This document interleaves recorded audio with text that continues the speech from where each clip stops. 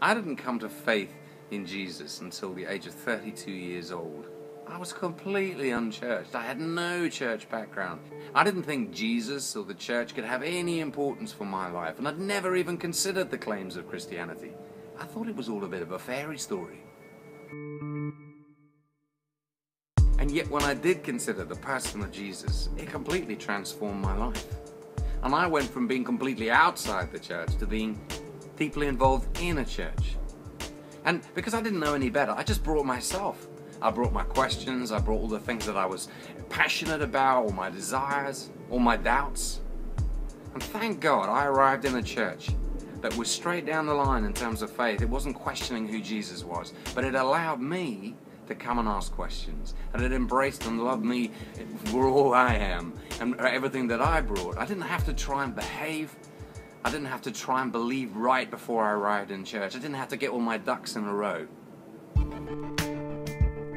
So I've been on an incredible journey for the last few years.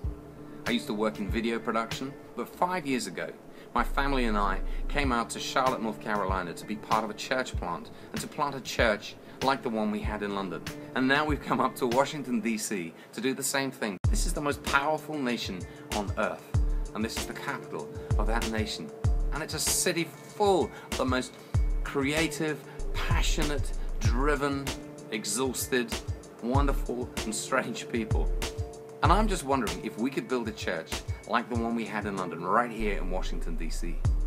A church that can embrace people like me, people with questions, people who wrestle with the things of faith, people who are quite frankly a little bit churched off, people with desires and passions who want to make an impact on their world and don't want to have to leave that all behind when they come to church to pretend to be something that they're not.